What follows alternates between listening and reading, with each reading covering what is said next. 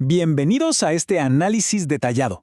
Vamos a meternos de lleno en el fascinante mundo del metabolismo, basándonos en la obra académica de Tortora.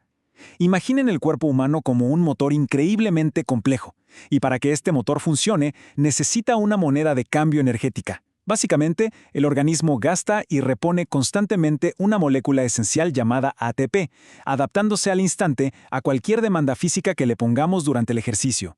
Nuestra hoja de ruta de hoy sigue el recorrido exacto de un entrenamiento. Empezaremos viendo qué es el ATP y la bioenergética, pasaremos por el sistema rápido de fosfágenos, la glucólisis, la fase oxidativa de Krebs, cómo usamos lípidos y proteínas cuando estamos exhaustos y cerraremos con la regulación de todo este sistema. ¡Arrancamos!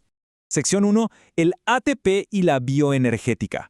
¿Por qué los músculos exigen un suministro tan continuo y rapidísimo de energía simplemente para contraerse y mantenernos en movimiento? Bueno, el ATP, o adenosín trifosfato, es esa moneda fundamental de la que hablábamos. El gran desafío anatómico aquí es que las reservas de ATP almacenadas directamente en el músculo son, literalmente, diminutas. Se gastan casi al instante de empezar a movernos. Además, hay que recordar la primera ley de la termodinámica. La energía no se crea ni se destruye, solo se transforma. Pero seamos honestos, el cuerpo humano es bastante ineficiente energéticamente hablando. No logramos aprovechar toda esa energía pura para el movimiento, ya que una gran parte inevitablemente se nos escapa en forma de calor corporal. Es justo por eso que empezamos a sudar a los pocos segundos de arrancar. Ese 7,3 es la clave matemática de todo este proceso bioquímico. Cuando el músculo necesita energía urgente, ocurre algo llamado hidrólisis del ATP. Básicamente, con la ayuda del agua y una enzima llamada ATPasa, se rompe el enlace del último grupo fosfato de la molécula, el que está más hacia afuera. Esa simple ruptura química libera de forma instantánea exactamente 7,3 kilocalorías de energía. Es justo esa cantidad la que impulsa cada contracción muscular y mantiene las células funcionando a tope. Pasamos a la sección 2, sistema de fosfágenos rápido. Suena el silbato, arrancamos un sprint y el cuerpo requiere efectivo inmediato, ya mismo. En el segundo cero, en pleno esfuerzo máximo, no hay tiempo para andar procesando oxígeno. Para reponer ese ATP que estamos quemando a la velocidad de la luz, entra a la cancha una enzima clave, la creatina quinasa, o CPK. Esta enzima rompe la fosfocreatina que ya teníamos guardada en el músculo y aporta un fosfato para reconstruir el ATP al instante. El detalle es que a los 10 segundos, estas reservas están completamente en cero. Por eso este sistema es exclusivo para movimientos explosivos y de máxima potencia, como levantar muchísimo peso de golpe o dar un salto vertical espectacular. Sección 3. Glucólisis y producción láctica. Cuando ese primer sistema se queda totalmente seco después de los 10 segundos, el cuerpo, obvio, no se apaga. Cambia a una especie de cuenta corriente, sacando glucosa directo de la sangre a través de los transportadores celulares GLUT4. Y esta glucólisis ocurre en 5 pasos súper específicos. Primero, hay una fosforilación, donde literalmente invertimos un ATP inicial solo para atrapar la glucosa y que no se nos escape de la célula. Sigue una reorganización de la molécula y rapidísimo viene una segunda fosforilación que gasta otro ATP adicional. Hasta ahí estamos operando en números rojos, perdiendo 2 ATP. Pero paciencia, porque la inversión vale la pena. Tras dividir la molécula en la fase final, el sistema genera 4 ATP nuevos y 2 moléculas transportadoras llamadas NADH, así que el balance final neto es una ganancia de 2 ATP y 2 NADH. Nada mal.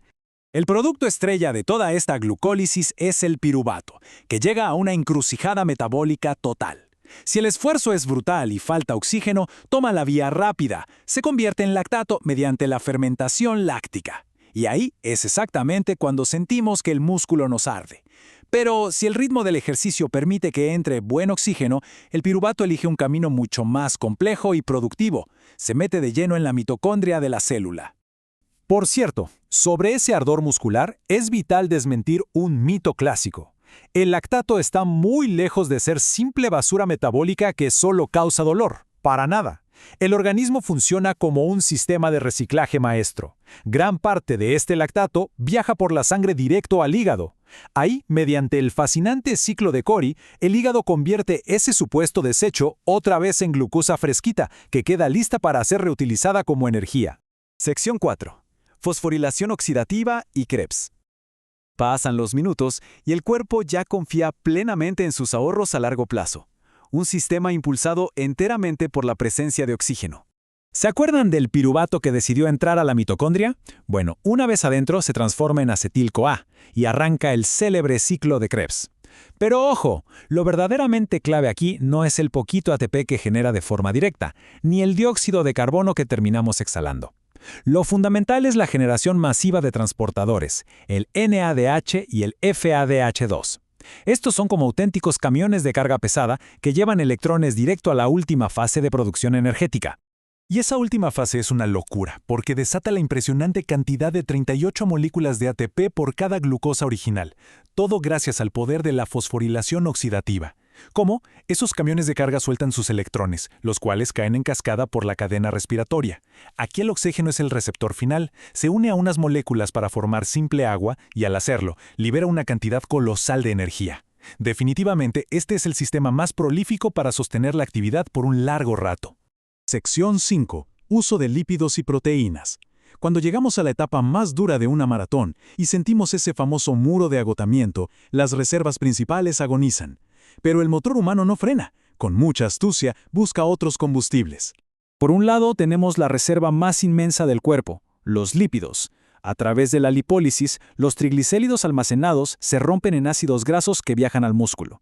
Entran a la mitocondria y hacen algo llamado beta-oxidación.